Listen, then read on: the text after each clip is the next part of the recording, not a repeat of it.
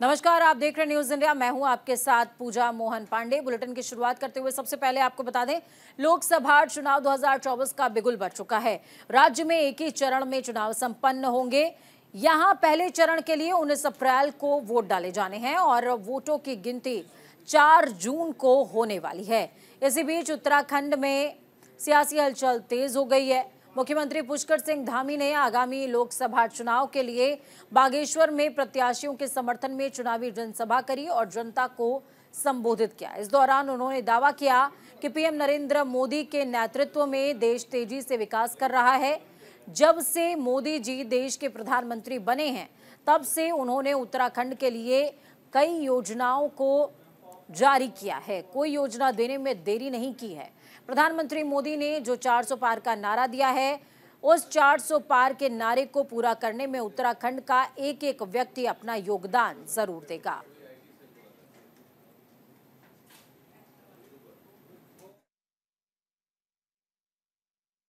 टंटा जी के बारे में मैं कह सकता हूं कि बहुत लोग कहते होंगे कि भाई अजय टंटा जी ने अखबार में बहुत बार अपना ये नहीं छपवाया, वो नहीं छपवाया, लेकिन मैं जानता हूं ये केवल और केवल काम करने पर विश्वास करते हैं।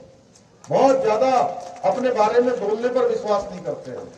आप देखिए, केंद्र के सहयोग से हमारे सुरेश गढ़िया जी ने और अजय टंटा जी ने मिलकर काम किया, इसलिए 172 फुल टावर आए। उसमें से 72 टावर कहां लग गए? हमारे इसी कपकोट विधानसभा में लग गए। तो मुख्यमंत्री पुष्कर सिंह धामी को सुन रहे थे आप। प्रत्याशी के समर्थन में बागेश्वर में उन्होंने चुनाव प्रचार किया, जनसभा करी और कहते नजर आए कि प्रधानमंत्री नरेंद्र मोदी का सपना साकार करने में हम सभी को योगदान देना होगा और उत्तराखंड की देवभूमि की जनता इस सपने को जरूर पूरा करेगी। चलिए ग्राउंड जीरो का रुख करते हैं। इस खबर पर ज्यादा जानकारी के लिए अनुज अवस्थी हमारे साथ में ग्राउंड जीरो से जुड़े हुए हैं। अनुज, क्या कुछ अपडेट है पूरे मामले में? जी बिल्कुल, मुख्यमंत्री पुष्कर धामी की जनसभा नैनीताल हो, बागेश्वर हो, लगातार उधम सिंह नगर हो, ऋषिकेश हो, इन तमाम जगहों पे आज मुख्यमंत्री पुष्कर सिंह धामी की जनसभा रही। जनसभा में मुख्यमंत्री ने साफ तौर पे चीज बोली कि पांचों की पांचों जो सीटें हैं वो उत्तराखंड में आ रही है, बीजेपी के खाते में आ रही हैं और प्रधानमंत्री नरेंद्र मोदी चूंकि उत्तराखंड को अपना परिवार समझते हैं, तो पांचों की पांचों जो सीटें हैं वो उत्तराखंड से उन्हें मिलेंगी। साथ साथ एक बार फिर से वो प्रधानमंत्री के पद पे फिर से आसीन होंगे, एक बार फिर से बीजेपी की सरकार बनेगी और कांग्रेस जिस तरीके से झूठ फैला रही है उसका भ्रम जल्दी ही दूर होगा।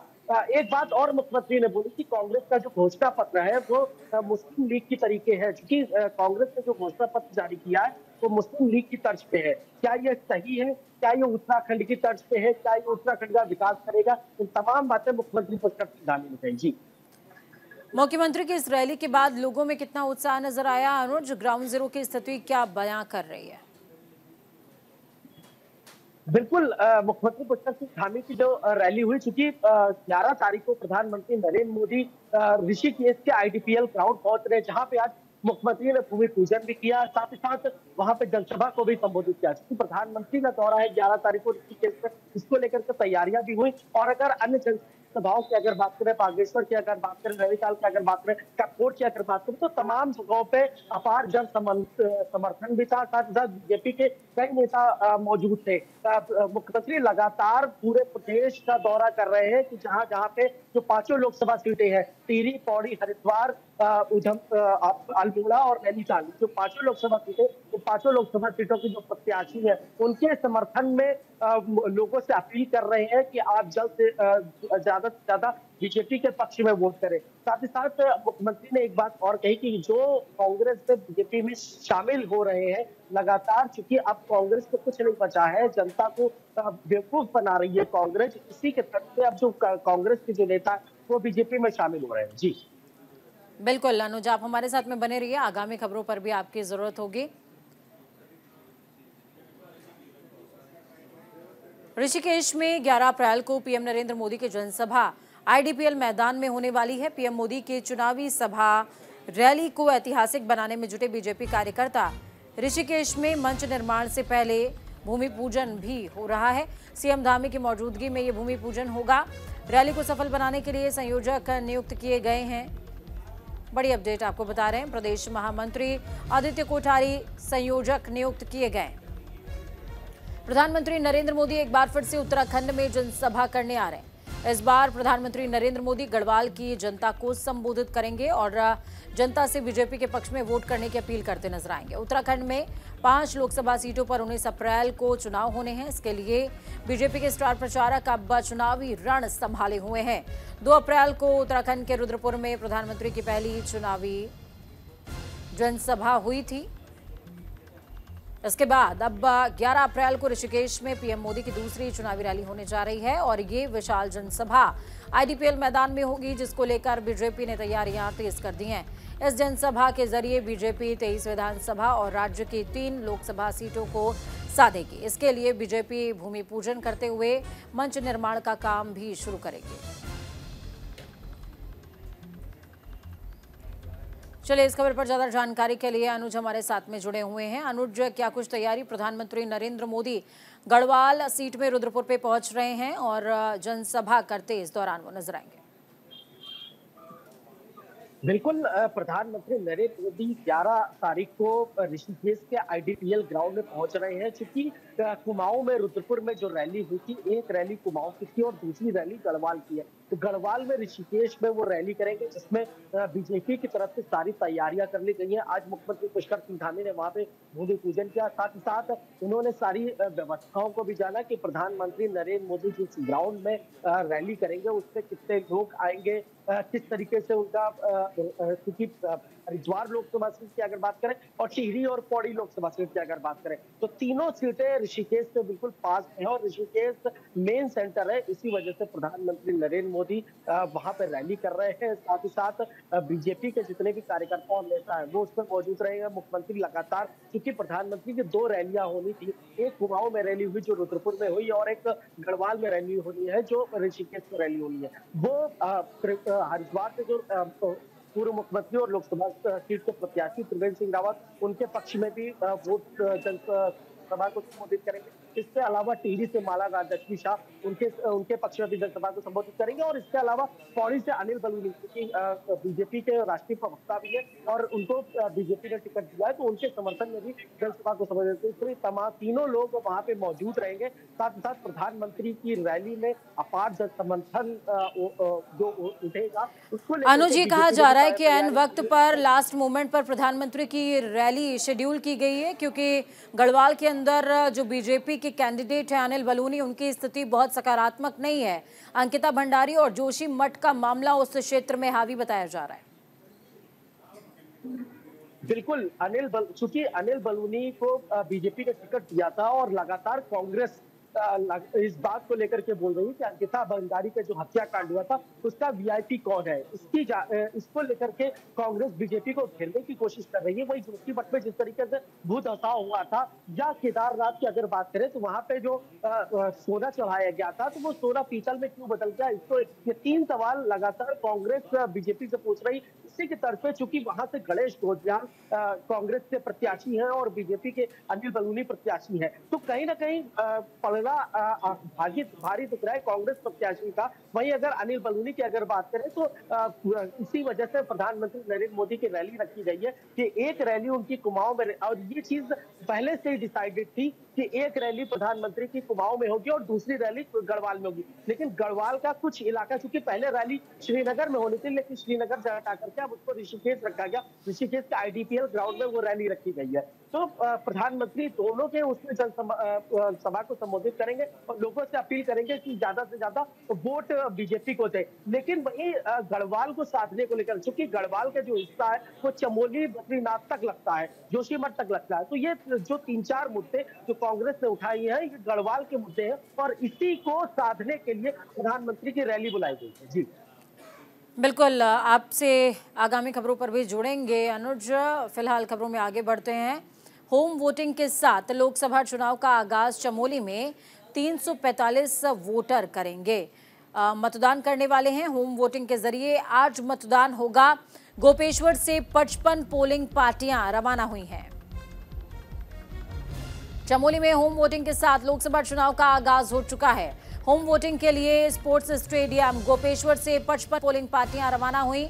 जानकारी के मुताबिक चमोली जिले की तीनों विधानसभाओं में 86 दिव्यांग और 259 वरिष्ठ नागरिकों सहित कुल 345 मतदाता हैं जो होम वोटिंग के जरिए आज मतदान करने वाले हैं, जिसमें बद्रीनाथ विधानसभा क्षेत्र में 111, थराली विधानसभा में 116 और कर्णप्रयाग विधानसभा में 118 मतदाता शामिल हैं, जिनमें होम वोटिंग के लिए बद्रीनाथ विधानसभा में 19, थराली विधानसभा के लिए 14 और कर्णप्रयाग विधानसभा के लिए 22 सहित कुल 55 पोलिंग पार्टियां घर घर भेजी गई हैं। अगर किसी कारण से जो लोग आज छूट जाएंगे उनको 10 अप्रैल को मतदान कराया जाएगा।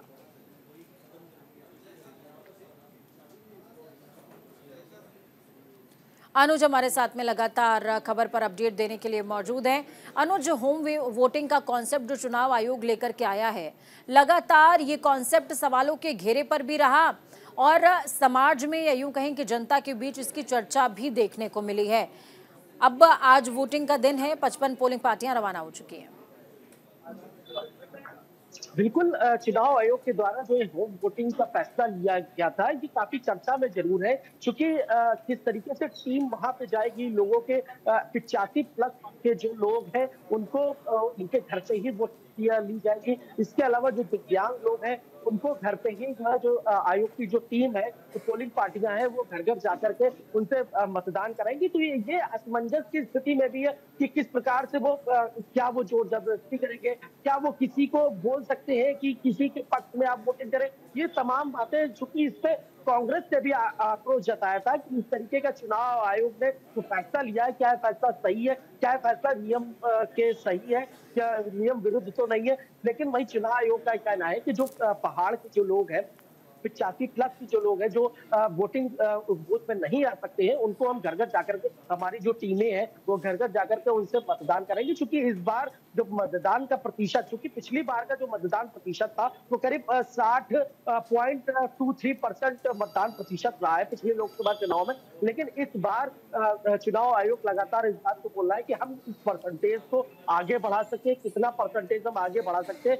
तो ये तमाम चीजें, क्योंकि जिलाधिकारियों को भी ये निर्देश दिए गए हैं कि अपने अपने क्षेत्र के, अपने अपने जिले के जितने भी फॉर्म आए हुए हैं उनके घर घर जाकर के टीम, चाहे वो चमोली की अगर बात करें, पूरे 13 जिलों में, चाहे राजधानी देहरादून हो, हरिद्वार हो, उधम सिंह नगर हो, चमोली हो, टीडियो पौड़ी, जो तमाम 13 जिले हैं, सभी जिलों पे जो पोलिंग पार्टियां हैं वो आज रवाना कर दी गई है। और साथ ही साथ जितने भी लोगों के फॉर्म भराए गए थे, ऐसे चुनाव आयोग नहीं चाह रहा है घर घर टीम ले जाकर के, लेकिन जिन लोगों के 85 प्लस के फॉर्म आए थे या जो दिव्यांग लोग थे उनके जो फॉर्म आए हुए थे, उस फॉर्म के आधार पर लोग उनके घर जा रहे, टीम उनके घर जा रही है और वहां पे मतदान कराएगी। जी बिल्कुल, बहुत शुक्रिया हमारे साथ जुड़ने के लिए अनुज, अहम जानकारी साझा करने के लिए। तो अनुज अवस्थी जुड़े, जिन्होंने बताया कि चुनाव आयोग की महत्वाकांक्षी कार्यशैलियों में से एक घर पर वोटिंग यानी कि होम वोटिंग का पैटर्न, लेकिन ये पैटर्न अक्सर चर्चाओं का विषय बना रहा, क्योंकि कांग्रेस या यूं कहें कि विपक्षी दल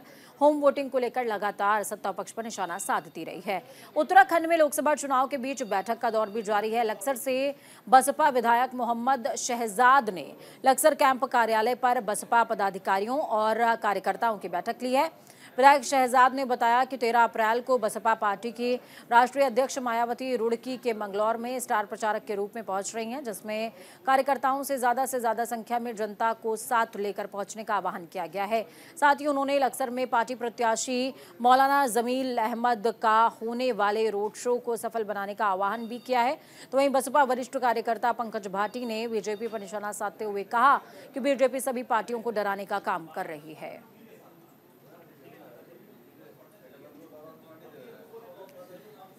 तो मायावती मंगलौर पहुंचेंगी और यहां पर जनसभा करने वाली हैं।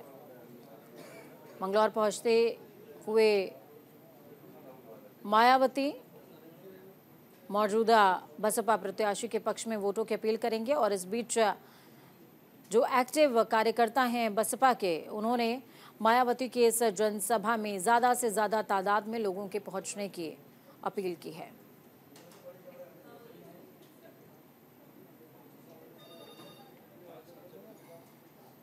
पूरे क्षेत्र के कई गाँव में वो रोड शो जाएगा और उस रोड शो के माध्यम से जैसे चलते हैं और झाड़ू चलता है ना, अब इन्होंने जोर लगा लिया, वो सारा झाड़ू चला के वो सारी वोटें जो बटली करके अपने कैंडिडेट को जिताकर हम दिल्ली के दरबार में पहुँचाने का काम करें। बहुत बड़ा प्रभाव पड़ने वाला चुनाव, क्योंकि ये जो चुनाव है ये सरकार अब तक हिंदू मुसलमान के नाम पर करवा रही थी। दावा करते हैं जीतने का, लेकिन मैं समझता हूँ बहुजन समाज पार्टी बहुजन की पार्टी है, जिसमें सभी वर्ग आते हैं, सभी धर्म संप्रदाय के लोग हैं। और मेरा मानना ये है कि बहुजन समाज पार्टी अब की बार बहुत ज़बरदस्त चुनाव लड़ रही है और आने वाले समय में हमारा सांसद जमीर हसन बनकर। तो बहुजन समाज पार्टी यानी कि बसपा सुप्रीमो मायावती देवभूमि उत्तराखंड पहुंचेंगे। इस दौरान बसपा कार्यकर्ताओं से अपील की गई है कि ज़्यादा से ज़्यादा जन समर्थन वहां पर जुटाया जाए और इस दौरान मायावती बीजेपी पर हमलावर भी नजर आएंगे।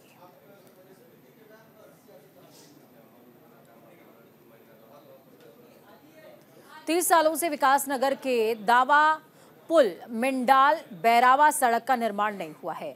ग्रामीण कच्ची सड़क पर सफर करने को मजबूर हैं।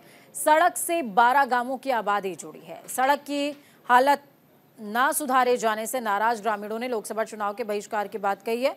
इस संबंध में ग्रामीणों ने जिलाधिकारी सोनिका को ज्ञापन भी सौंपा। नाराज ग्रामीणों ने बताया कि समय समय पर धरना प्रदर्शन नेताओं के विभागों का घेराव भी कर चुके हैं, लेकिन सड़क की हालत जस की तस बनी हुई है। शासन प्रशासन ने मरम्मत का भरोसा दिलाया था, लेकिन आज तक कोई पहल नहीं हुई है।